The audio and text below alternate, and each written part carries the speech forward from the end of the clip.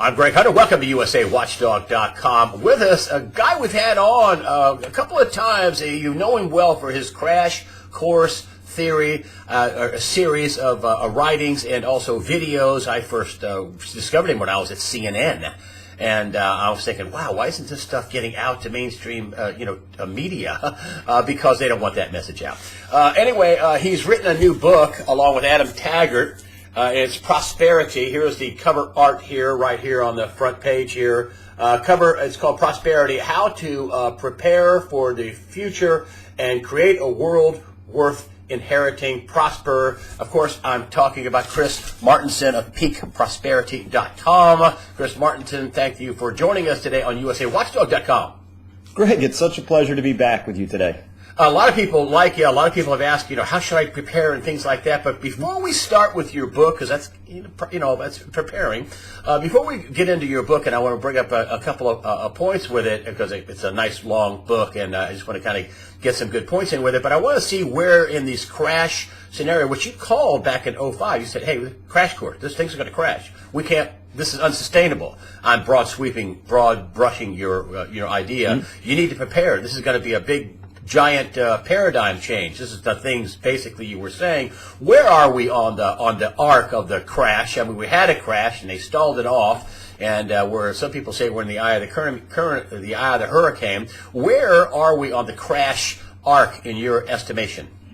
Well, we're kind of at the beginning of it all, and our larger philosophy, or the larger thing we're looking at here, is looking at really where we are in terms of resources. So if we want to understand anything that's going on in the world, you might open up the business section of the newspaper and they'll say, oh, it's because interest rates are low, or because, this tax policy was enforced.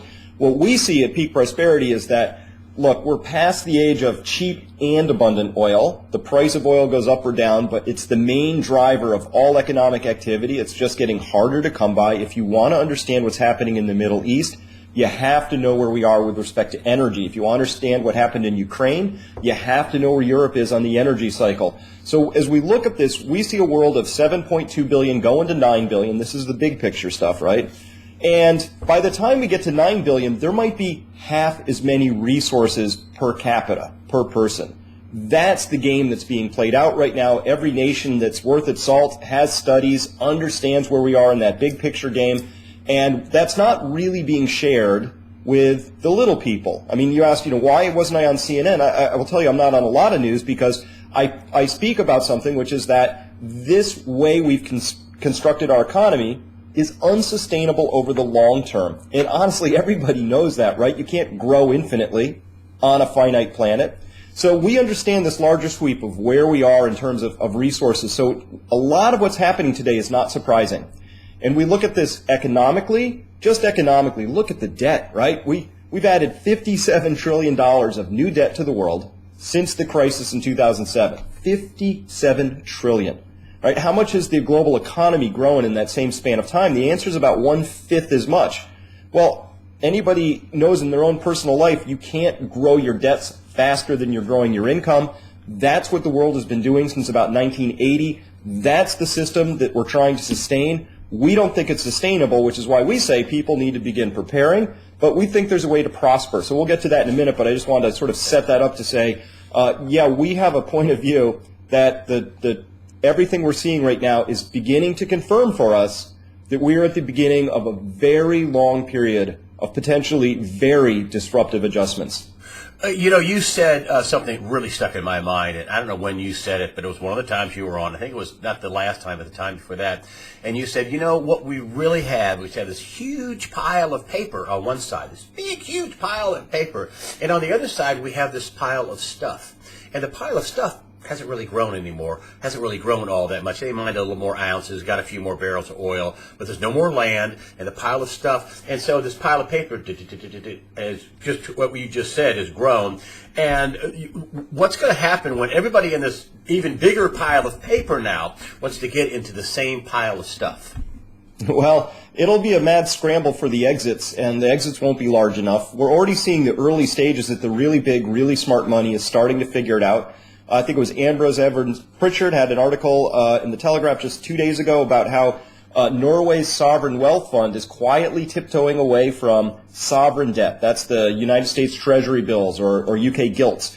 Tiptoeing away from that because they look at that pile of money and they're like, that's never going to get repaid, and they're trying to squeeze through into real estate markets. They mentioned London specifically, New York, other places. So imagine a sovereign wealth fund like Norway, $860 billion. They've decided they want to take 10% of that and start squeezing it carefully out these doorways. That's $86 billion that has to go and try and find some place to hide. So they already get it. We're seeing more and more signs that the really big money is saying, I don't want to be in this big giant pile of paper only. I'd like to be over here in this much smaller pile of real things. When that starts, I think it'll be a trickle at first, but when the flood gets going, when everybody sort of gets that same idea, the doorways just aren't large enough, and there'll be a pretty mad scramble at that point. And working up to that, I mean, it's just, I do a thing on my weekly news wrap up, and every week it's very easy to find headline, retail sales down, housing starts down, retail housing missed its mark, housing prices declining,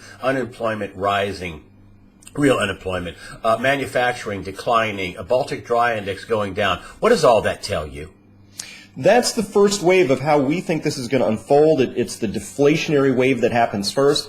Deflation for us isn't prices going down. It's money and credit collapsing or falling. So China was one of the largest engines of global growth. I'm using air quotes here.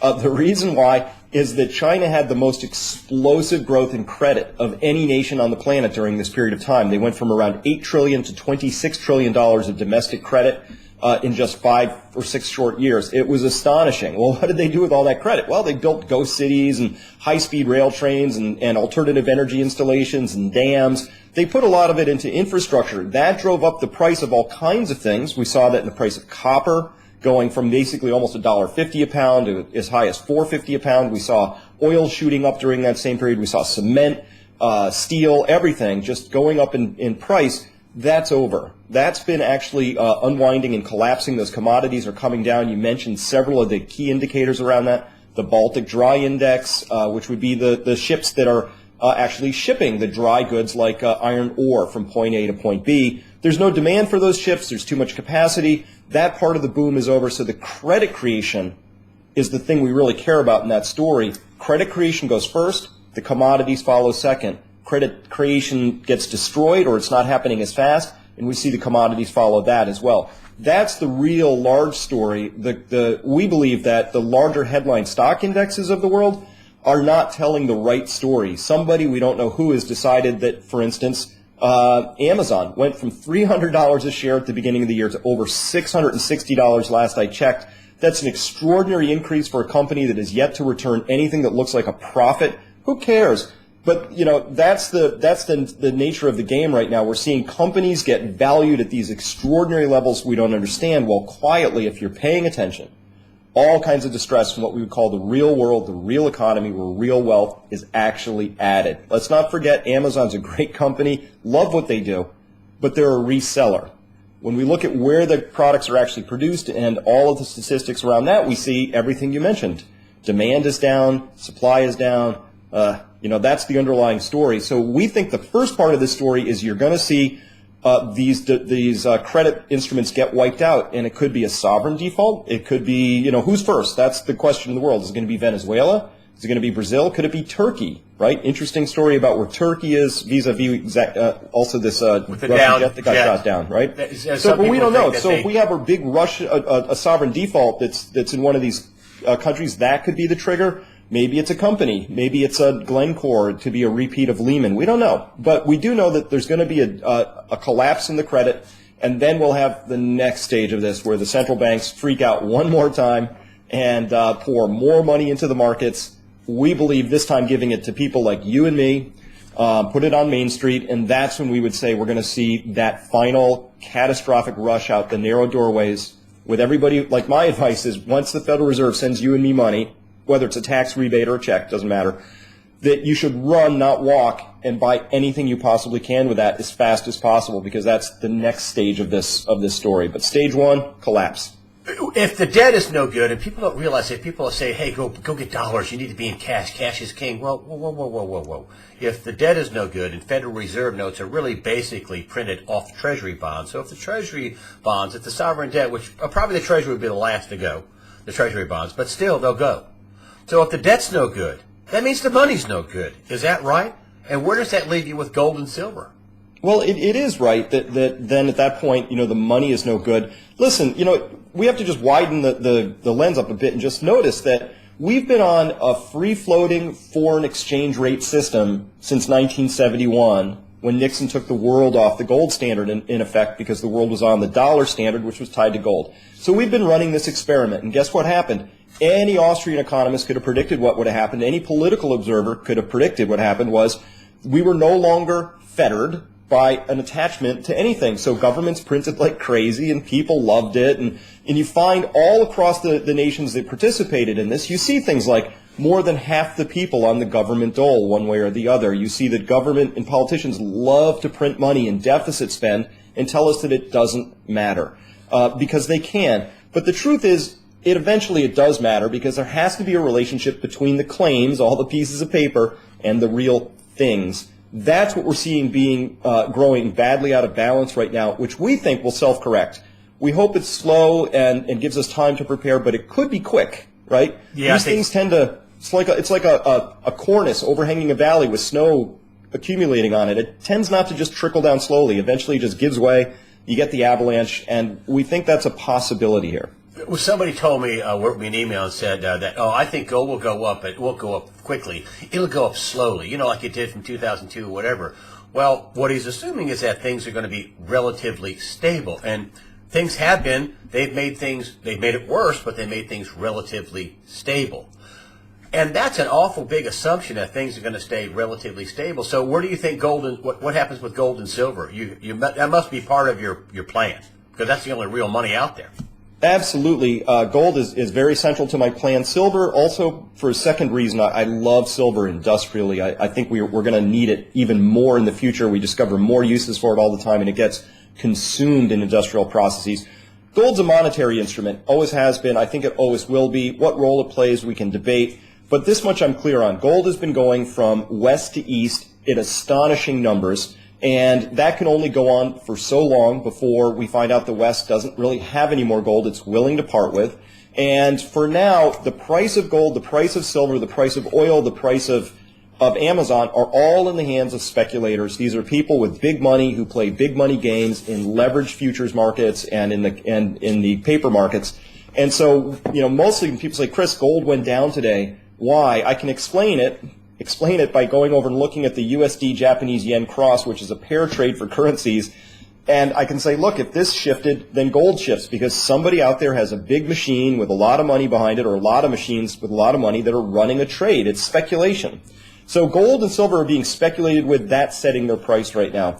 What you're asking, I believe, is what happens when gold is no longer a speculative vehicle and it turns back into people's attention and says, oh, wait, this actually has an important cornerstone in wealth preservation. Collateral. Yeah, when that day happens, my prediction is the price of gold will rapidly adjust, but average people will find it almost impossible to actually obtain any.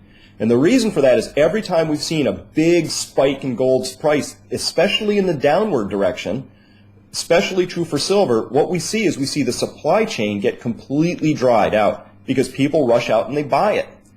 So if gold starts to adjust up rapidly in price and all that big money, maybe the sovereign wealth fund of Norway says, ooh, we want 10% in gold, amongst many other big funds, you will find that there's just not enough physical gold at these prices. The price would have to spike a lot higher to begin to satisfy even a fraction of that demand. Okay, so now we get to the point where we've got a good thumbnail of what you think's going on, and now let's talk about how people prepare, because people say, how does a little guy prepare? Well, I guess this is what this is all about, this book, Prosper, How to Prepare for the Future and Create a World Worth Inheriting, and this is the cover art here of your book. You and Adam Taggart have produced this book. So what do you do? What does the little guy do? And why is let's start with this, why is the next 20 years going to be so different than the next 20 years? Well, let me start here. This is the actual book just to show people it exists. Okay. It's a fine book. And What we're doing in this book, so the crash course is, it's a book, it's a video series. You can come to Peak Prosperity, see our point of view. Consider that sort of the left brain tour of the problems and predicaments we face, all right? So that tells you, that's problem definition. This book, Prosper, is the solution space. We wander over to the other side of our brain and we say, oh, now what do we do about this? This is where this book comes in. We wrote it after spending years conversing about these topics on our website with thousands of people. We hold seminars.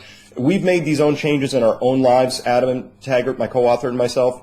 So this is a book born of a lot of experience. And what we've done is we've defined why you would want to be resilient. And it's very simple. Like, you know, how many people who live in California on an active earthquake fault even have a 72-hour emergency kit in their closet, like every prudent adult in every emergency management agency says you should have? The answer is like 3%. Most people don't prepare. But for those who want to, we think understanding why you should be resilient is just prudent. It's like having insurance. I don't want my house to burn down, but I have insurance in case it does. So part one is understanding why we would want to be resilient. We talk about that in the book. And then part two is to start really getting into the nitty-gritty of what kinds of things exactly should you do. And there what we have is we have 8 separate areas that we advise that people begin to look at. And these are 8 areas to be resilient in, or 8 forms of capital. One of those is finance, financial questions. It's a very big question. People usually start there. They look at this world of paper claims and this much stuff and they say, wow, how would I adjust my portfolio? What decisions should I make? What steps should I take? That's a big chapter in our book, but financial capital, Greg, is just one of the 8 forms that we think if you're rich in, you will actually be resilient. None are so poor as those who only have money. We think that having a big pile of money is no guarantee of happiness or success in the future or even today. So a lot of this book wanders into territory where we're answering this question. What steps can you take today that will improve your life today? And you will be so glad you took those steps because you will have a vastly improved life. But if certain future scenarios unfold, these will prove to be invaluable investments. Can we find things that fit that definition? The answer is yes. That's what the book has. Why is the next 20 years going to be totally different than the past 20 years? What's the future 20 years going to be? Obviously, the picture you're painting is unsustainable, so less resources, less money, less wealth, more violence. What's coming up in the next 20 years that we haven't seen in the last 20 years? Well, economically, the biggest part is going to be that we cannot continue to increase debt at the same rates we have. So I mentioned we started sometime in the early 80s expanding our debt in this country, the United States. A lot of the world followed suit. And the way we were expanding it was roughly every 7 to 8 years we would double the amount of debt in our system. That was true when we went from 1970 to 1976 and 76 to 84 and so on as we come up through, and we discover that the United States had doubled and redoubled. So we went through 5 complete doublings of our debt in 4 decades, right? So if we want the next 2 decades to look anything like even the last 40 or the last 2 decades, we're going to see not 1 but at least 2 full doublings of our debt. Really? So we're standing at about $60 trillion of debt in this country. Another doubling takes us to $120 trillion. What are we going to borrow $60 trillion for? Nobody's told me that. Is that 6 new real estate markets? Pray tell, how are we going to increase our debt by a full doubling? The answer is we won't. Let alone the next doubling after that, which would take us to $240 trillion. It's an insane number. Everybody can look at that. And so what we're saying is the last 20 to 40 years have been a completely anomalous, weird, strange, never to be repeated period in human and probably United States history, where it was based on an expansion of credit that was running twice as fast as our economic growth. Totally bizarre. Most economists will pale when you talk to them about that. They're like, yeah, that totally is not sustainable. But we have a financial system that's 100% geared for that exact growth to continue. A financial system of college tuition, of auto loans, of 40% of all profits being financial in nature, of a banking system that's not just too big to jail, but really honestly too big to fail, but just too big to support. This is all unworkable. So just economically, it's this simple. If you think we can double debt from current levels, not once but twice, then the next 20 years will probably look like the last 20 years. If you're like me and you can't understand where we would come up with another $180 trillion of investments to borrow against, then you say, wow, at least economically we know the future can't look the same, but we're already seeing it. Credit growth is slowing down. What's the first thing we see? Walmart sales go down. Food stamp usage goes up. Median wages have gone nowhere. It takes 2 incomes to go anywhere at all. Obamacare and healthcare is just eating ferociously into what little tiny amounts of new disposable income are being generated. And most importantly, almost all of the wealth is actually being accumulated into a very, very tiny percentage. These are all things you would predict would happen when all of a sudden a machine based on exponential growth and credit begins to shudder to a halt.